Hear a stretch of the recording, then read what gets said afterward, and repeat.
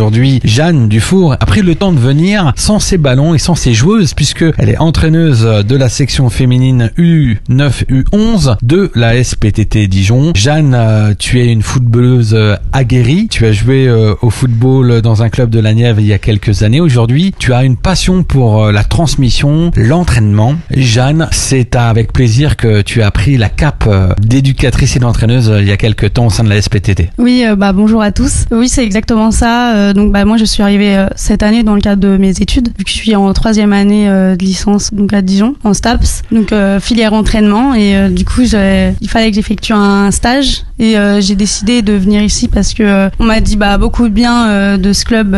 Du coup, je savais qu'il voulait également développer son pôle féminin. Et c'est vraiment ça que je recherchais dès le début. Donc c'est pour ça aussi que je suis sur une équipe U11 féminine. Là, on les a au début. Ça sort de l'enfance. Comment tu organises tes séances d'entraînement? Est-ce que c'est plus athlétique? Est-ce que c'est plus le côté dextérité du jeu de ballon? Est-ce que c'est plus sur la discipline d'équipe? Est-ce que c'est sur l'entente? Comment tu définis les premières semaines de ta rencontre avec ce nouveau groupe? Pour moi, déjà, c'est vraiment important l'esprit d'équipe parce que à cet âge-là, quand on décide de rentrer dans un sport collectif, c'est vraiment important. Puis moi, c'est vraiment ce que j'ai adoré, l'esprit d'équipe dans le football, vu que nous on a créé justement dans la Nièvre une équipe féminine. Alors elle s'appelait comment cette équipe? On va faire la promo de la Nièvre. Non, on s'appelait pas, mais on en a créé une et donc au SNID, donc Sud Nivernais Infi de Cise. Et donc vraiment on avait vraiment en fait on se connaissait toutes vu que on était toutes amies du lycée et tout ça. Et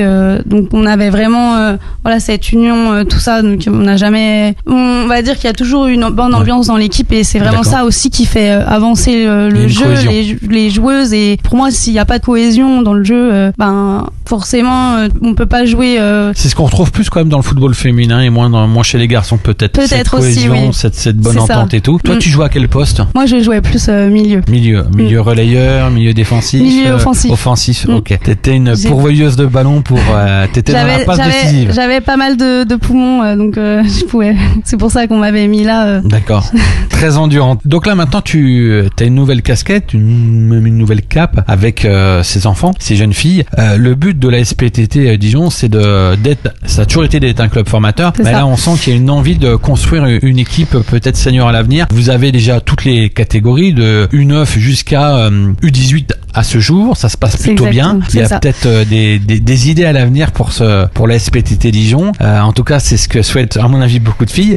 Oui. Donc toi, en fait, les déplacements, ça se fait donc plutôt par plateau, c'est ça? Il n'y a pas de championnat prédéfini encore? Alors en U11, on est surtout sur des plateaux parce que c'est surtout on n'a pas encore de vraiment compétition. Le district aussi également cherche surtout à ce que les joueuses vraiment pratiquent, jouent ensemble. Vraiment, c'est du jeu. Justement, elles veulent créer de l'envie chez les filles pour justement qu'elles restent à l'avenir. Donc c'est vraiment en U11 encore, on est en plateau, donc il n'y a pas de vraie compétition. On cherche ça commence à U13. Voilà, exactement. On cherche vraiment à ce qu'elles s'amusent et bien sûr qu'elles évoluent, qu'elles progressent. Mais justement, on cherche vraiment à ce que le plus de filles possible restent après pour les autres catégories et aussi potentiellement rentrer dans des championnats. D'accord. Vous entraînez toute l'année, mais parfois aussi en intérieur ou en extérieur ou... Alors c'est parce que le club est riche de surfaces différentes quand même. Voilà, c'est vrai qu'on a la chance quand même d'avoir des bonnes structures. Oui, donc moi j'entraîne 2 fois par semaine, plus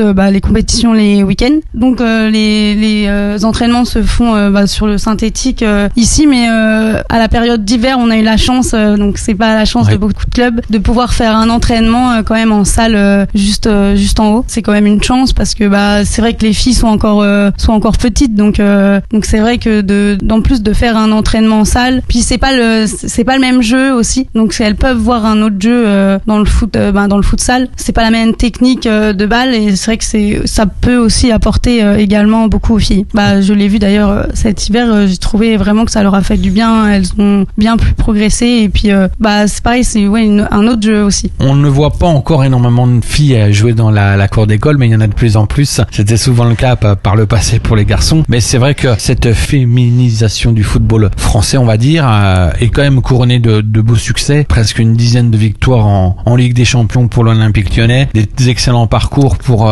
notamment le PSG féminin. Oui, l'équipe de France est quand même une des meilleures équipes du monde, qui peut-être un jour gagnera un trophée, on l'espère le plus vite possible en cette année olympique, mais on sent que les choses avancent, mais il y a encore beaucoup de retard à rattraper pour être un statut honorable. Peut-être pas de rattraper les hommes, ça va être très difficile, mais avoir un statut honorable en termes de professionnalisme, en termes de rémunération, oui, en termes d'égalité et aussi en termes d'accompagnement professionnel, par exemple, puisque certaines joueuses qui sont au niveau régional ou au niveau national, avant la division 1, parfois elles ont besoin d'avoir un vrai statut officiel ou un accompagnement assez élevé, et c'est parfois ce qui peut être compliqué. On a pu le voir avec le DFCO féminin qui était longtemps en division 2 et qui depuis quelques années est en train de réussir leur implantation en Ligue 1, en division 1, et c'est vrai que voilà, être un club formateur, avoir une locomotive comme ça à quelques kilomètres du stade de la SPTT Dijon, puisque le stade du DFCO est à proximité, ou le centre d'entraînement pareil à quelques kilomètres, on sent aussi que de toute façon il y a une envie aussi parfois d'aller emmener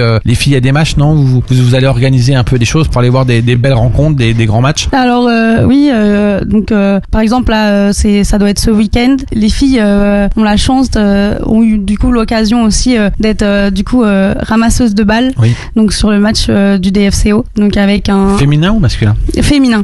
Okay. Féminin. Et donc oui, non mais c'est sûr que ça donne envie, mais le club essaie aussi vraiment de mettre les filles en valeur, et du coup avec aussi ils ont ouvert donc la section féminine, la section collège-lycée, donc sportive, aux féminines également, donc qui peuvent s'entraîner aussi, que ce soit avec les garçons aussi. Donc moi je trouve ça vraiment, j'en aurais rêvé étant petite, donc vraiment je trouve ça c'est une occasion, vraiment une bonne occasion. Là en plus du coup t'arrives en 6e et tu peux finir jusqu'en terminale, donc à la section, et c'est vraiment une chance quoi. Une grande avancée. Ah oui. Et merci Jeanne Dufour d'avoir pris quelques minutes pour nous parler un peu de ton rôle de coach, d'entraîneur, d'accompagnatrice sur le développement des plus jeunes filles de cette section féminine de la SPTT Dijon Football. Merci à toi. vous. Nous poursuivrons notre aventure